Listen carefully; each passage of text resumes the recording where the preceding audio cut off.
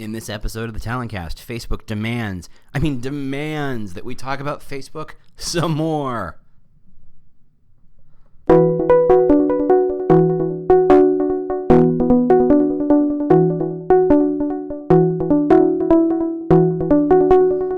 Howdy. Welcome to The Talentcast, where we talk about the new world of talent acquisition and recruitment marketing. I, am your host, James Ellis. I was bitten by a radioactive recruiter once and discovered I had strange new powers, and thus we are here. This podcast is not sponsored or supported by anyone whatsoever. We've instituted a 100% no pitching rule. We're here to learn, teach, and discuss so we can all become better recruitment marketing thinkers. I'm not here to sell you anything. If you like this podcast, and I really hope you do, tell the world on LinkedIn and Twitter and any other place you're professionally social. I'm pretty sure your friends don't care. You can always review us on iTunes or Google Play. We really appreciate that. As always, if you have comments, questions, topic suggestions, if you would like me to discuss your particular problem, if you know someone I should interview, reach out to me on the Twitter. It's The War for Talent. That's right, The War for Talent. Or just go to our website. We're at thetalentcast.com, thetalentcast.com. Otherwise, here we go. Hope you enjoy.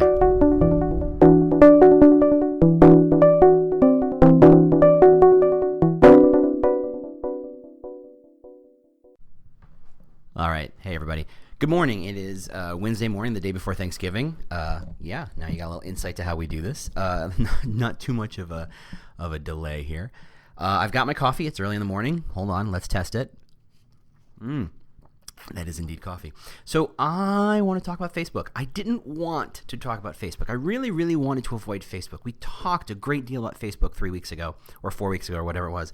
And I think I pretty much planted a flag there and said this is how to think about Facebook.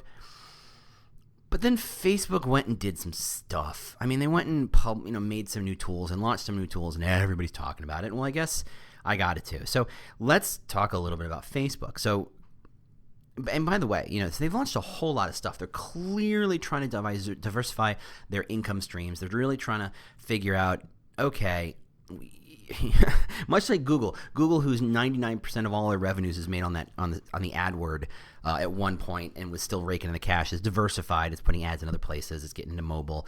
Obviously, the Android thing seems to be working out pretty darn well. Facebook is also looking to diversify. They've realized that, yes, they have, if you look at the IAB, that's the ad board people, if you look at their data, aggregated data on web or on all ad spending is up. Ad spending continues to be up.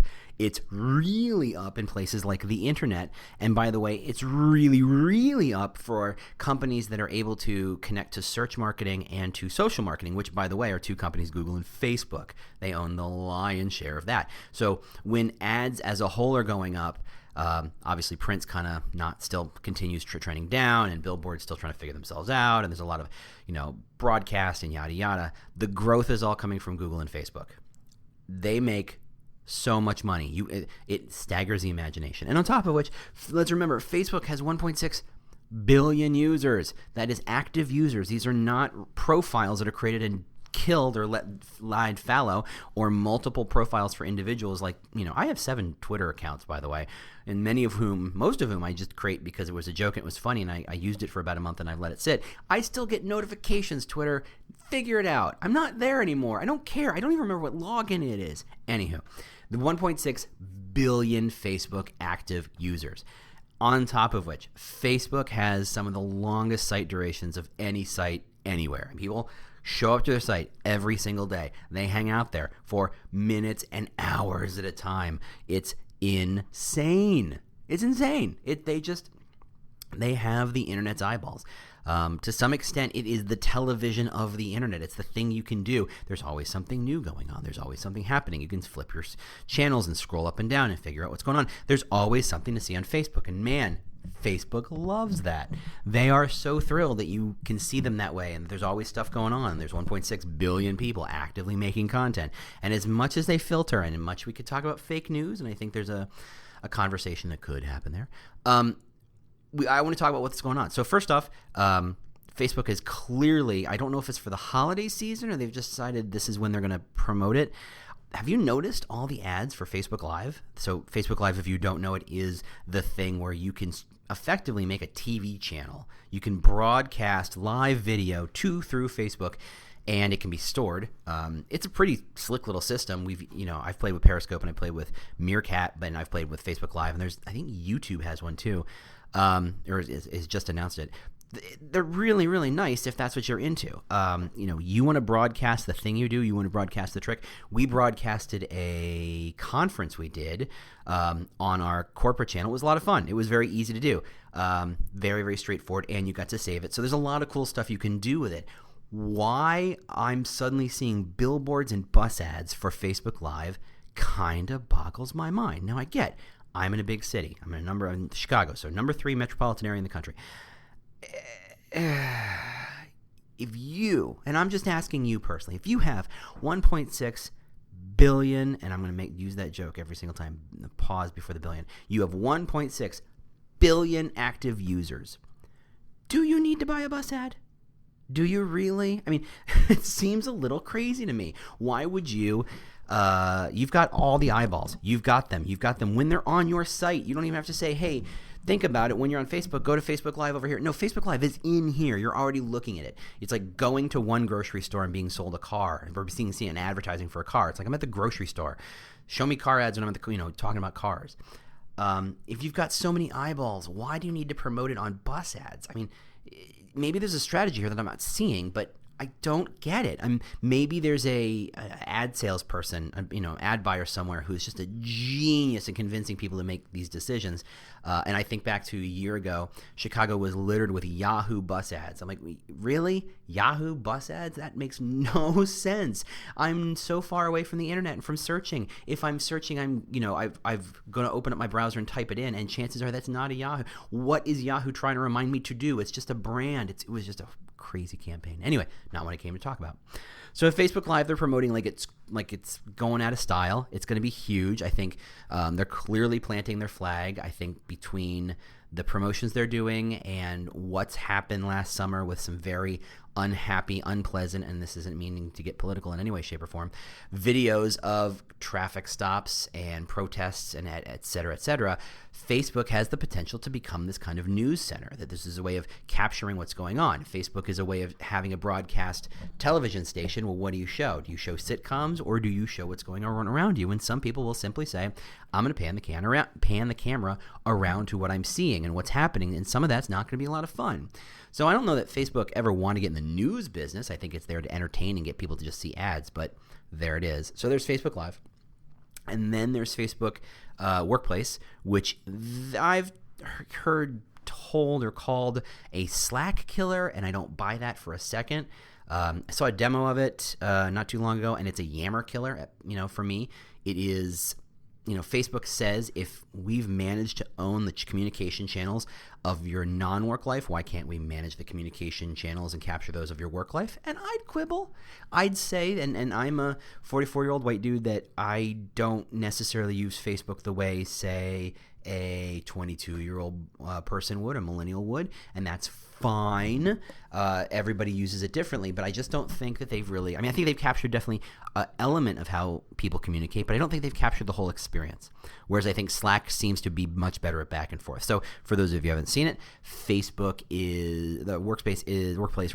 it's a Facebook page. And it's about your team, or it's about your project, or whatever you want to set it up as, and there's threaded conversations. And so someone posts an update, someone posts a thing, and there's conversation. It's a lot of back and forth.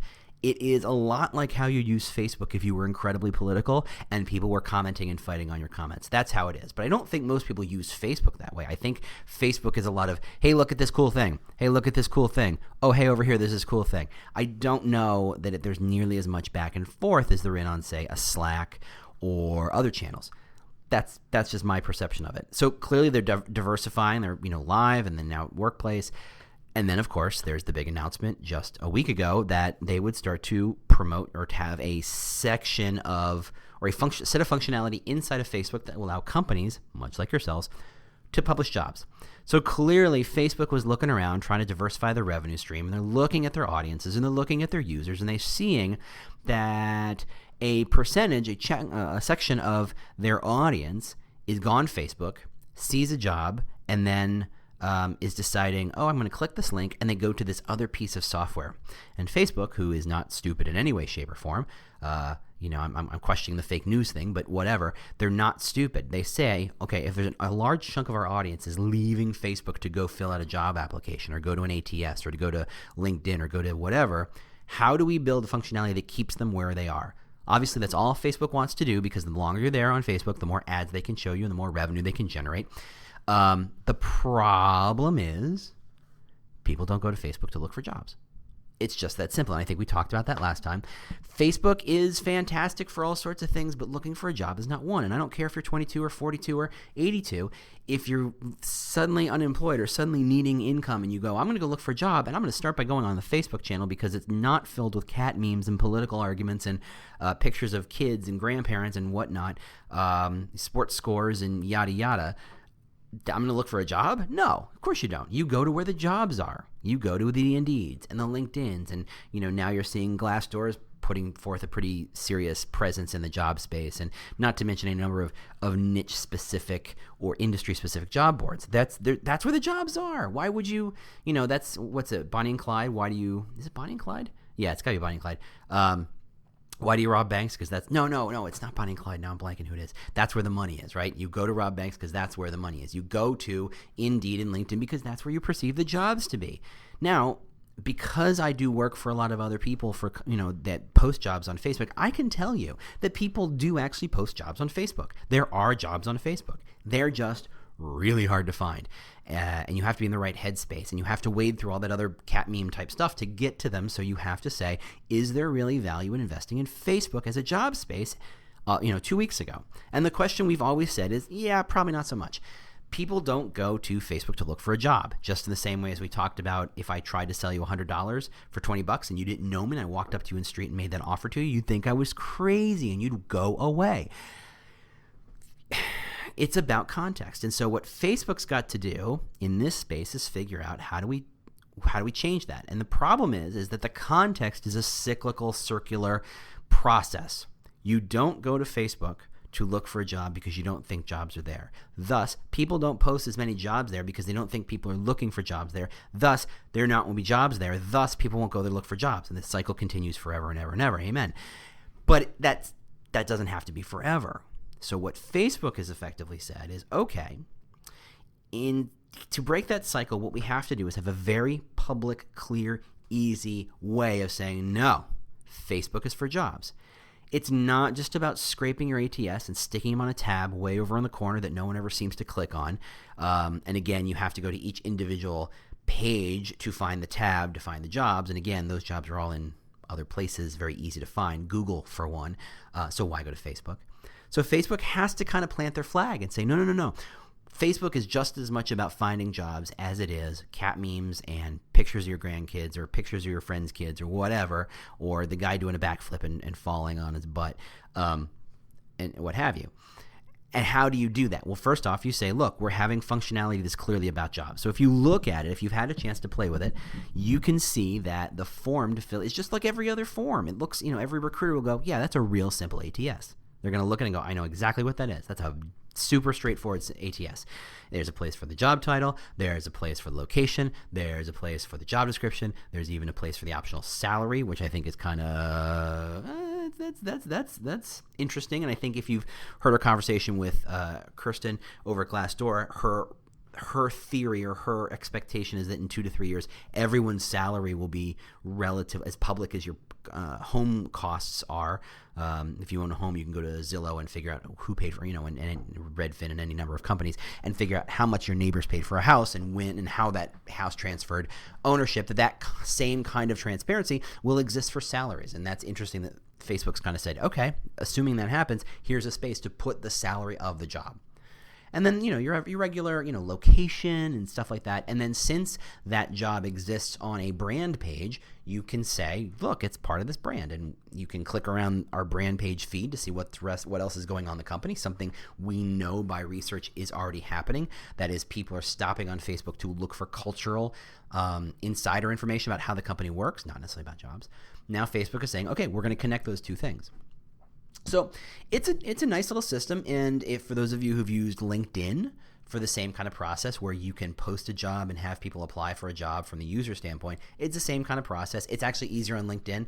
The difference being on LinkedIn, I have, let's say, optimized my LinkedIn to say, here's everything I've done professionally that was cool, reasons you'd want to work for me. To some extent, my LinkedIn profile and my resume, whatever state it's in today, should be pretty parallel. Maybe not the same, certainly, but I want to keep my LinkedIn up to date. I want to show you that this podcast is happening. I want to show you I was speaking at this thing. I want to show you that you launched this really cool project or whatever. LinkedIn is my professional way of bragging, right?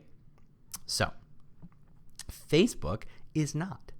Facebook is my personal way of bragging. So therefore, when I go to Facebook and I go to apply for a job, what it does is it grabs my profile, and that means it grabs my name and my location, every job I've ever had that I've put in Facebook, and every school I've ever been to on Facebook. Now, again, as 44-year-old old dude, and having bounced around high schools a bit as a youth, I have 3 different high schools, and it's grabbing all 3 of them. To which some of my younger millennial compadres looked at my profile while we were playing around with this, and they said, you have all that information public? And they were incredulous. And I said, look, I'm old. No one spams me. Nobody cares about the 44-year-old guy on Facebook. Trust me, my ads are really boring. No one's really hitting me up for anything in particular. Whereas the millennial is a target audience, and everybody thinks, oh, that's where the millennials are. I'm going to go, the more information I post about myself, the more ways people can target me, and I don't care. But that said, it sounded like from my audience of 10 other millennials, they didn't put that much information about them. So when they apply for the job, it's still unclear what you get to say about yourself. There's a space, a field that says, here, tell me something about yourself, and there's a 1,000-character limit. So it's not quite a resume or a cover letter. I mean, it could be a short cover letter, but it's really not. It's more of an attention seeker more than anything. So, but when you're Facebook, you put that information in, it grabs what it can. You type in your 1,000-character, hey, I'm amazing, whatever you're going to say, and you hit submit, and away you go.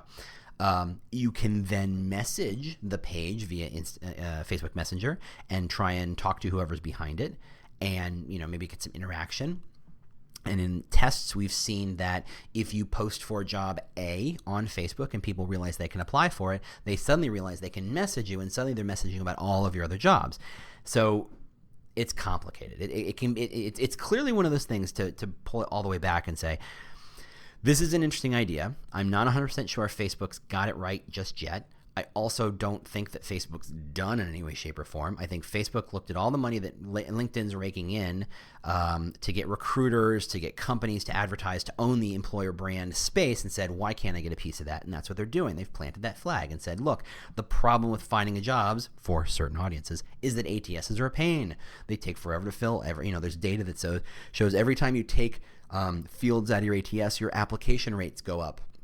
Your abandon rates drop like rocks. So, okay, let's make it as dead simple as possible. Now, that's great if you're trying to hire cashiers or waiters or very low-level, entry-level type people for whom there's not a lot of particular information. I always tell the story of my younger sister, who is now 24 and probably sick of me telling these stories, as I have for the last couple of years. When she finished school, she went to University of Wisconsin at Madison. She had a history degree, smart, nice, kind, had very little experience outside of working as a housing resident or housing assistant. And effectively, she wasn't qualified for anything in particular, and she looked like every other kid graduating from a good-sized school that year. I mean, it was her and about a couple 100,000 kids just exactly like her. How do you differentiate? And it's complicated. So since you can't differentiate, you work on the law of big numbers. You hit the button as much as you can. You go apply, apply, apply, apply. Facebook seems optimized for that process. It just where it is today, I'm not saying that's where it's done. I'm not saying they're finished. I'm saying today they're optimized for that process. They're looking at audiences who are generally younger, who think to go on Facebook, who generally live on Facebook for that information, for that kind of interaction. They don't need a lot of information about that person, 1,000 characters plus a very limited CV or resume of just, here's companies I've decided to let you know that I've worked for. And let's be fair, I've looked at plenty of Facebook profiles.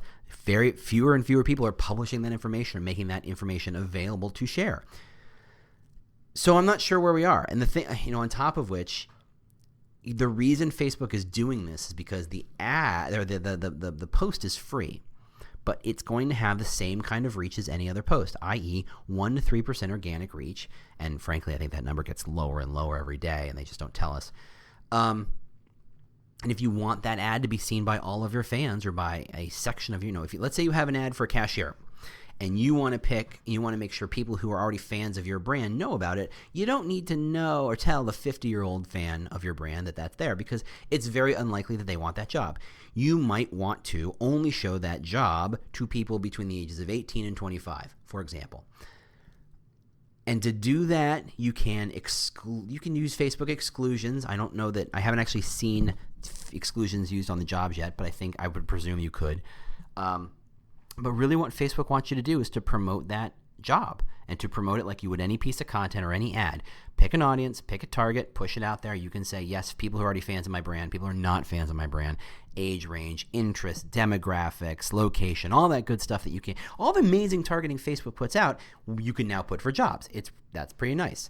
The question remains, though, are people going to Facebook to look for jobs? And so to me, the success of Facebook jobs rises and falls on the simple idea of, can Facebook break the cycle of thinking about Facebook as not a job place and as a place where you get the cat memes, etc.?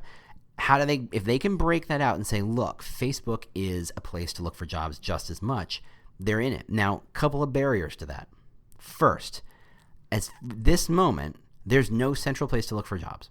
So I can go on LinkedIn, or I can go on Glassdoor, I can go on Indeed, and there's a search bar, and I can type something in, and it will show me all jobs. It will show me jobs about social media, jobs about copywriting, jobs about whatever it is. Boom, there they are. And I can use some nice little filtering tools to say, no, I just want the ones in Chicago, or just the ones in Peoria, or just the ones in Pittsburgh.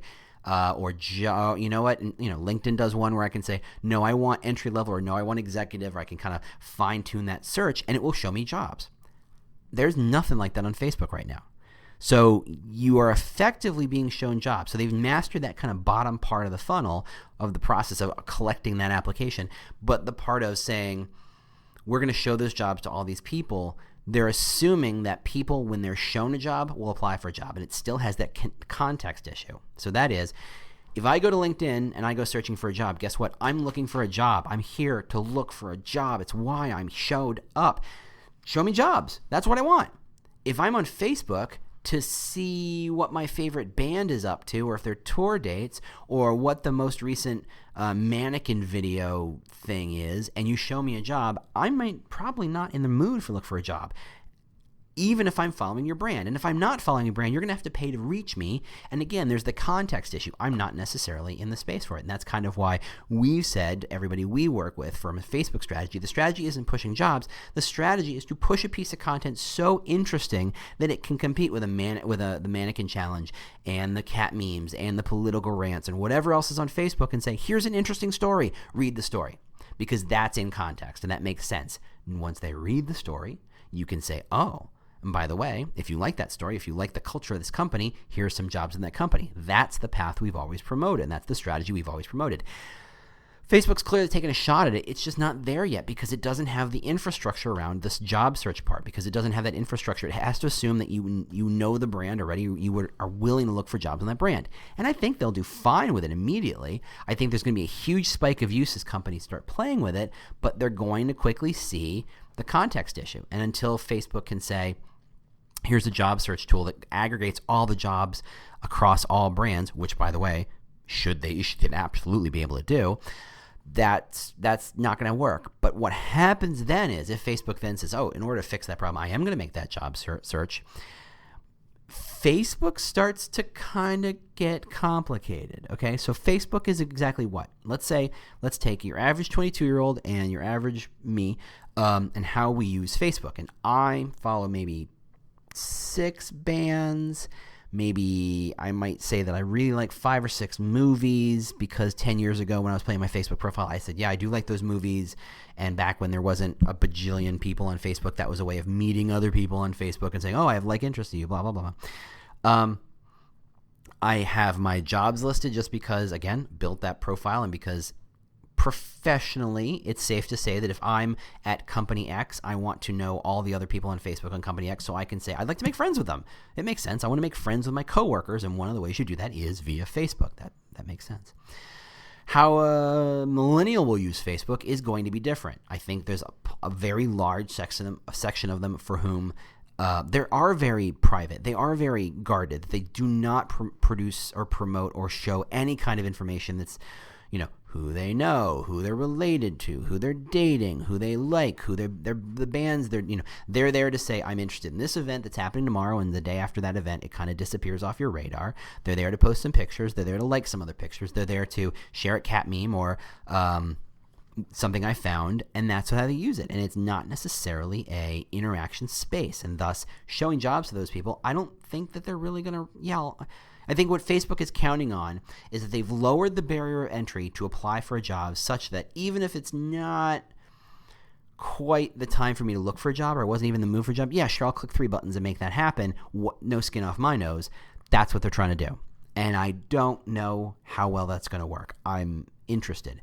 But like I was saying, the problem is you go to Facebook and now you get jobs as well as cat memes, as well as political arguments, as well as the most recent John Oliver stream, as well as pictures of your friends' kids, as well as in sports scores and whatnot. What point does Facebook stop feeling like the place you go for information, start feeling like a mall where it's a lot of things, but nothing amazing, You've got the store that sells you, a couple of stores that sell you clothes. You got 1 store, 2 stores that sell you shoes, but it's not a DSW or a Zappos. You're not going to have the depth because they can't afford the store space. Because again, as much as Facebook size-wise is unlimited, my attention is not. So therefore, it's going to have to pick and choose and show me stuff that matters to me to keep me from feeling like I'm getting overwhelmed with junk, and which will eventually drive me away. This is the balance that Google faced years and years and years and years ago when it was really diving for the first time into advertising and AdWords, where it said, okay, people love Google. Why do they love Google? Because when they come and search for things, they can find things that are useful for them. We've done all the heavy lifting of scraping as many websites as humanly possible, of making the interface as clean as humanly possible, of doing all the really smart people math of saying, here's how to evaluate if a page is good or might be a useful answer to your question. They've done all this work. How do you monetize it? Well, you sell ads. You say, okay, if someone's searching for a hammer, I will let you sell ads. But Google, being smart, said, if I just say anybody can sell ads. So right now, if you go and you want to have a 30-second TV spot, you can put it almost anywhere. You can put it next to NCIS and whatever version of CSI is still on the air if one is, or maybe it's in reruns, or you can go to Hogan's Heroes, or you can go to Game Show, or you can go to sports, or you can go to Telemundo and you can do it all Espanol, or you can do it to something really raunchy on FFX or FXX or whatever it is, or you can go anywhere. You can put that ad wherever you want, and that ad, when it doesn't quite align with the programming, always feels a little jarring.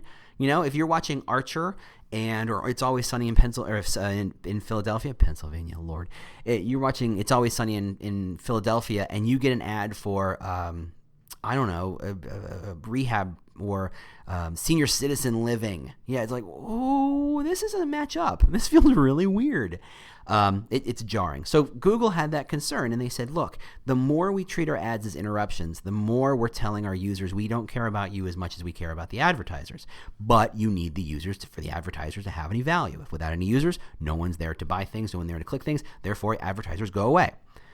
So Google had to balance between, okay, how do I sell ads to people who want information without making it seem like I'm interrupting their lives and giving them junk? So what they did is they made a quality score, and they said, okay, if you're looking for a hammer, you're going to get 10 results organically for hammers. I'm only going to show you ads for hammers. Now, that has 2 values. One, to the advertiser, they know to build an ad about hammers, and they're only going to build an ad about hammers if they sell hammers. So it's perfect. It's very, very, very, very well targeted. At the same time, from the user standpoint, if I'm looking for a hammer, you're not showing me an ad for free pizza and beer that when I click goes to a scam of some sort, right? You're not feeling like, oh, Google's just used me for that $1 to click. So you have to balance both sides, both the publisher, the advertiser who wants to sell you something, and the end user who wants to buy something, to make sure that you're making that connection. Facebook, as it grows, is in danger, or will be in danger eventually, of trying to balance those two players. And because they're so diverse, and because the reasons people show up to Facebook are so complex, now that we add jobs, now that we add workspace conversations, now that we add Facebook Live and all this other stuff, the reason you come to Facebook is no longer clear. Thus, if Facebook suddenly says, yes, we'll sell you those ads, and it really annoys me because it doesn't help my experience in any way, I may stop showing it to Facebook, and then Facebook's effectively killed the golden goose. They have to figure out, and I think one of the nice things about Google was that they can say, we're all about search. You have a problem, you need a solution, we will give you a solution. Facebook is all about everything. And I know that, like Matt Charney wrote about how this is how you kill LinkedIn and yada yada, and I'm like, okay, that's a valid point, and I think he has made some great arguments. But I think the thing is that LinkedIn is really, really good at this thing. And it remains to be seen as to whether or not being bought by Microsoft radically changes its core functionality of being a way of being a Rolodex that connects to jobs. If that changes or not, and certainly Microsoft is going to do what it wants, and it's got its own plans for that, and they've not made that crystal clear yet. Facebook is trying to be everything to everyone all the time. They want to be 24/7. They want to be the place you go for everything. And the problem is that waters it down. They are becoming the Swiss Army knife of the web, whereas, yes, they have a knife. It's not a good knife. Yes, we have a toothpick. Why do you have a toothpick? I don't know, because we do. Yes, we have a saw. Can I really cut something down with? No, not so much. It's a really bad saw. But we have them all, and they're all good, and they all work, I guess, sort of, kind of, if you squint. And that's what I'm concerned about, is if Facebook invests in this kind of thinking, and if keeps reaching out to these new audiences and this new functionality, it's not clear to me that Facebook can manage all that from a user standpoint and make its own self clear to say, no, we're a this company, we're a that company. Think of the reason why radio or broadcast TV has changed. Yes, the technology enabled it, but what was happening is that if you had, let's go back 20, 30 years before everybody had cable, you had 4 or 5 channels. You had ABC, CBS, NBC, you had your PBS channel, you had 1 or, depending on their city size, 2 or maybe even 3 UHF channels. One of them might have been turned into a Fox pretty soon. They showed a lot of reruns. They showed a lot of local sports and local news and goofy weather people and stuff like that. And that's what they had. And then because there was only at most 8 channels, for the entire metropolitan area, they knew they could compete against each other to take the maximum size. So what they did is, rather than focus on niche programming, they focused on the most broad programming, the stuff that's going to appeal to everybody. That's how they worked. Now, the second, podcasts and YouTube and all this other stuff, and then cable. Let's start with cable. Once cable showed up and you could have 300 channels, well, suddenly you had a sports channel. Why? Because there are people who want to watch sports 24/7, right? Not a lot of them. There's not 100 million in the U.S. There's a couple million, enough to justify the money ESPN spends and Fox Sports and a couple of others, NBC Sports and whatever. And I'm not trying to get brand specific. They've got a lot of sports because there is a good sizable niche. What about cooking? How many people would want to watch cooking 24/7? Not too many, but enough to justify a cable channel or 2. What about people who want to know about woodworking? Not a lot. Enough to justify 2 or 3 hours in the middle of Sunday for PBS, or 2 or 3 HGTVs and woodworking shows and all that stuff on cable. Because once you niche, you can say, look, I don't need to appeal to everybody. I need to appeal to a core group of fans, right? Podcasting the same way. Top 40 radio, country radio, oldies, you had to appeal to these broad swaths of people because you had to be general. That's the only way to exist. That's the only way the economic model worked. Once Spotify and Pandora and podcasts show up, suddenly you can have a channel about talking about nothing but recruitment marketing, which is crazy. No one would ever give me a show on radio. But I get to do this, and I can talk to just a handful of people who want to care about this stuff enough to learn about it. Look at, every podcast is effectively modeled on that same thing. Look, there's a couple hundred people who want to hear this thing. Great, we'll make that work. That's the thing. Facebook is living in a world where it's aggregating and collecting all this functionality into one central hub of Facebook, but it dilutes who Facebook is at its core. Is it a way of keeping up with people? Is it a way of managing those relationships? Maybe. And as you add jobs to that, how does that fit? Well, I don't know that it does. So what does Facebook become? So that's really the key. So to recap, because I guess that's what I should do, because I've said a lot in the last half hour, So for Facebook jobs, which is what I wanted to talk about, it's a really slick, straightforward functionality. It's free. They want you to promote it so that you get it targeted to the right audiences and enough people actually see it. It allows people to apply for jobs right there in the Facebook channel, leveraging mostly their Facebook information, which may or may not be useful. And I think we'll be running tests over the next month or two, and I'm happy to come back to talk about what we learned and what strategies to put together based on that. But right now, what we're saying is keep it simple, test it. Your audience and their audience and anybody else's audience is going to be different. So test it for you. See what works. See what makes sense. Try it. See how it works. But know that you're probably not going to find your next high-level analyst or director of marketing or whatever at that space. That's not what Facebook's about. It's really about, because of the ease of use and because of the amount of information it's collecting, you're going to want cashiers. You're going to want waiters and waitresses. You're going to want ticket takers. You're going to want very straightforward entry-level, low-level, type people for those kind of roles. Initially, it may grow. It may change. And then ultimately, what Facebook is trying to do is change the nature of who Facebook is, that it can be all things to everyone, and it still remains to be seen if that's the right strategy. So that's all I had to say. Again, if you have any questions, just hit me on Twitter at The War for Talent, or go to our website, thetalentcast.com. Just complain or answer something or ask me something, and I happily, what I'd like to do? I would like for someone to give me a real problem so we can talk about it on the, air isn't the right word, but on the podcast. Give me a situation. Let's try and break it down from a digital strategy, recruitment, marketing standpoint. Let's see what's what, and we can, give some real-time advice or real-world advice. So that's where I want. Or if you want, you have someone you can recommend as an interviewee, that would be great. I've got one person I'm trying to line up right now, so it won't just be me doing this. So thanks very much for listening. I appreciate it. Tell your friends, your professional friends, leave a review, et cetera, et cetera. I appreciate you listening. Thanks very much, and until next time, bye. Do you love news about LinkedIn, Indeed, Google, and just about every other recruitment tech company out there? Hell yeah. I'm Chad. I'm Cheese. We're the Chad and Cheese Podcast. All the latest recruiting news and insights are on our show, dripping in snark and attitude. Subscribe today wherever you listen to your podcasts. We out.